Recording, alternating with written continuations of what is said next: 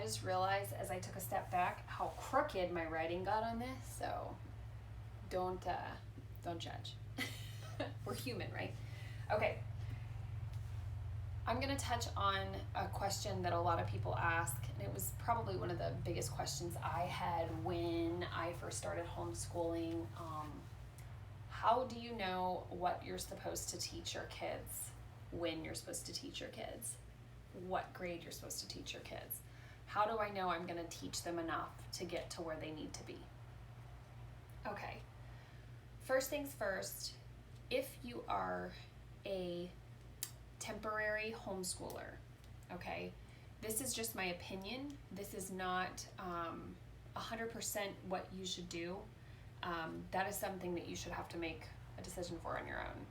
Personally, if I were to return my kids to public school, and I knew I was going to be returning them to public school, if I was homeschooling for just a year or two, I would probably stick to as close to the standards of what the school has, knowing that they would probably go back. That doesn't mean that you have to stick to that or that I would stick to that 100%. That just means at least I know generally what they might be covering in school that year, so they wouldn't be completely behind the following year when they returned. I think you'll find that that's not as difficult as you think to accomplish in a one-on-one situation. So some of the goals in math, let's just say your kid is expected to master multiplication. I think you will find that you probably achieve that goal a lot faster than you had imagined in a homeschool environment. And I hope that that would inspire you maybe to keep on with it. I know that's what inspired me to keep on with it, because as I started realizing that my kids were not only just learning the standards, that they were actually learning a lot more than just what was in a book or just what was a standard. They were actually learning how to critically think and do their own research, and they were having a lot of different opportunities that I think were a lot more diverse than I ever expected. So it's just something to keep in mind if you are going to be a part-time homeschooler. And I think it's still exciting whether you're going to spend 1 year on it or 13, like I hope to, with each of my kids. We're in year 9 now.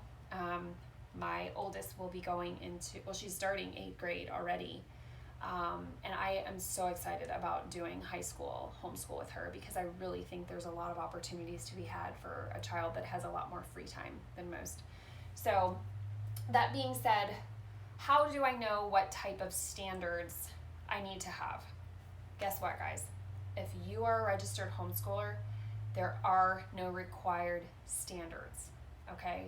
I know that's kind of intimidating for some people. Doesn't mean you can't look them up and follow what the public schools are doing, okay? But then to me, that's kind of like maybe a good basis to start at, but I think eventually we all grow in knowing that the standards are pretty easy to accomplish in most cases. And a lot of times having specific standards to a child is really a blessing. So here are just some thoughts I had on trying to figure out standards for kids, okay? The first thing I thought of was just look at the standards. If you want to have a similar education to what your child would have if they were in a school environment, look at the standards, okay? You could Google search, I think it's Florida State Standards, and you will have a huge list of things that will be covered in a curriculum. If you, let's just say there's a private school and maybe, you can't afford to send your kids there. I know that was one of the things that kind of swayed us into the world of homeschooling, because we couldn't afford to have 3 kids in a private school. Find out what curriculum they use, okay? Find that curriculum used on eBay, okay? Teach that curriculum yourself at home, okay? Alter it to make it fit for your child, okay? There's so much flexibility when you are the one making all the decisions for your kids and knowing your kids. The second thing is just to find a curriculum. Read the table of contents, okay?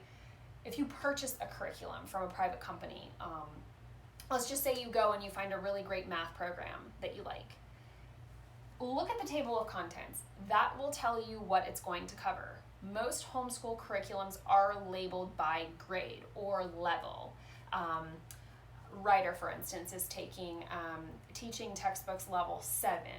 Now, it sort of aligns with some 7th grade standards, but some of the standards might be from 6th grade, some might be from 8th grade, but generally most homeschool curriculums do have some of the same standards as public schools. Some might be a little more advanced, some might be a little tiny behind, but I don't really know that there are so many that are so far off that you're going to have to worry about maybe your child not being up, to the correct standards, which, by the way, there is no such thing. Okay, have your own standards. This is where we can kind of break free, guys, and have a little bit of our own say-so.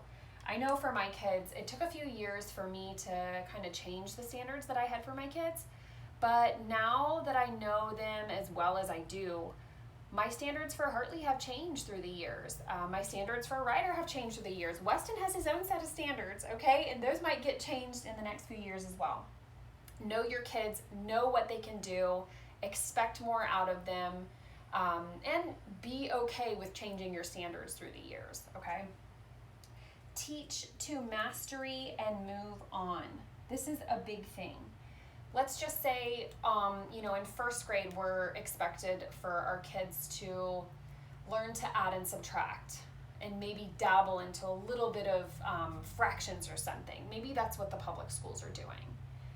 If your kid has mastered adding and subtraction, there's no reason why you can't move into the next grade level curriculum. Or you can jump ahead and say, you know what, I'm going to teach him how to multiply when he's 6 years old.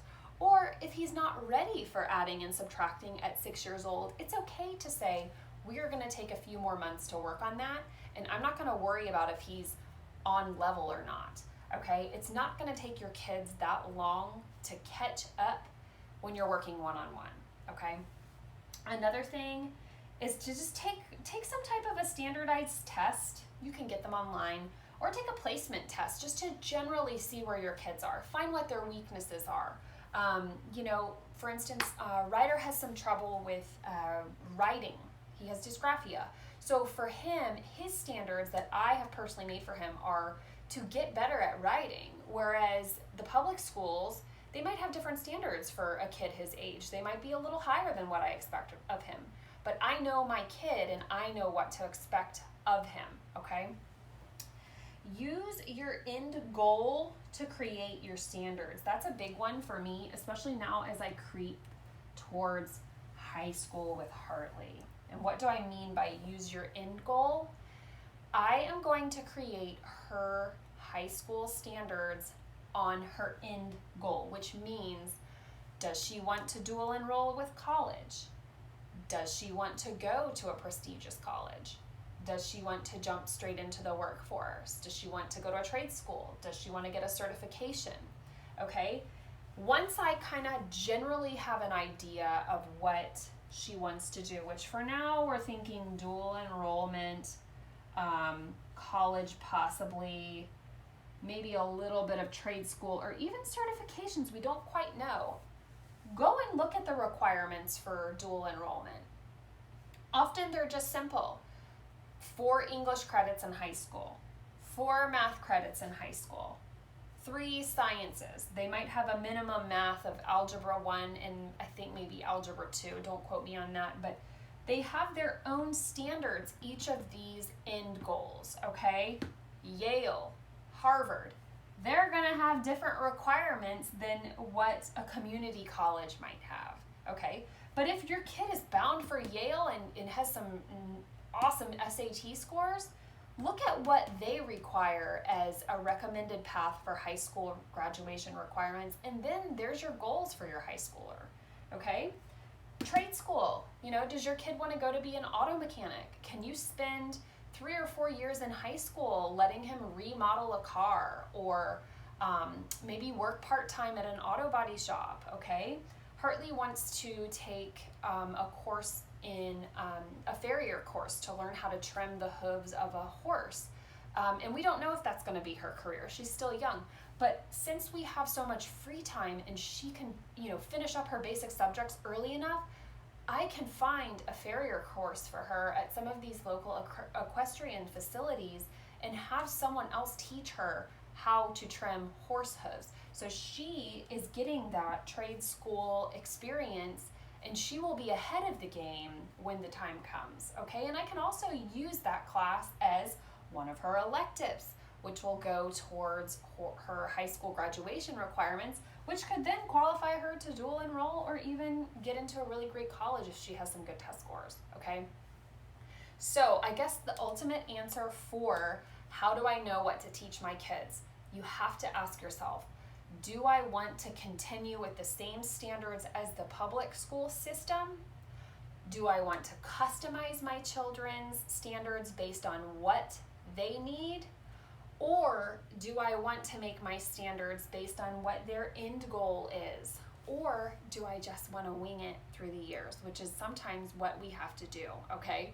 Be flexible, be willing to change things for your kids, and know that as they grow, their standards, your standards, homeschool standards, they're going to change. As long as you're abiding by the legal requirements, which are to create that portfolio to show progress, get an evaluation by the teacher, have them sign off, submit it to the county, that's fulfilling your legal requirements every year. There are other options. I made another video about that in my portfolio video, so hopefully that was helpful to you. Hopefully this was helpful to you. And if there are any more questions, I promise I will try to do my best to answer any of them that you have. I am absolutely not an expert, and I don't know that you should say, wow, you know, these things that I'm learning from her, that's what I'm going to do, because I'm telling you the biggest benefit to homeschooling is to make it work for your kids, your family, your lifestyle, and your kids' goals. So I appreciate all the feedback you guys have given me, and happy homeschooling, whether it's temporary or for the rest of your kids' career.